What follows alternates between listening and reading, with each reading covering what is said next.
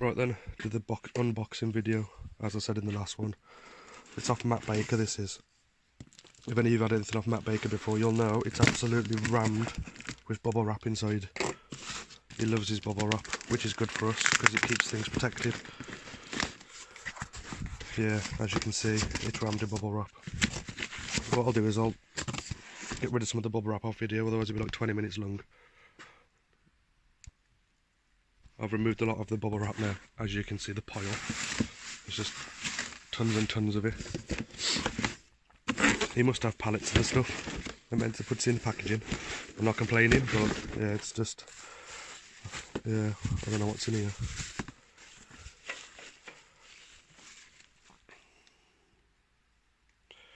Well, I don't know what that is. I'm guessing it's some sort of temperature sensor. I'm guessing. I don't know. Maybe one of you lot will know. And then, the big thing, he did me a good price on this. Obviously I'm new to it also, I don't know if it was a good price, but I've asked around, and it is a good price. I brought Alcatec ECU, motorsport enabled or something, anti-lag launch control. So, that lead, I'm guessing, is to plug into a laptop. But obviously, I don't 100% know. I am new to it also, I'm still learning. The reason why I've had to order this, I brought the JDM shell, which is AVSC, if that's right. It's got variable valve timing on it. Obviously, my UK engine don't have that, so I can't refit the UK engine straight into this shell. If I did it wouldn't work. The ECU with the JDM is be looking for the AVSC, the variable valve timing, and from what I can understand it ain't going to work. And then I thought to myself, well, I'll just put my UK ECU, plug that into the JDM shell. But that's not going to work either, because the UK models have got immobilizers on, and the JDM models don't.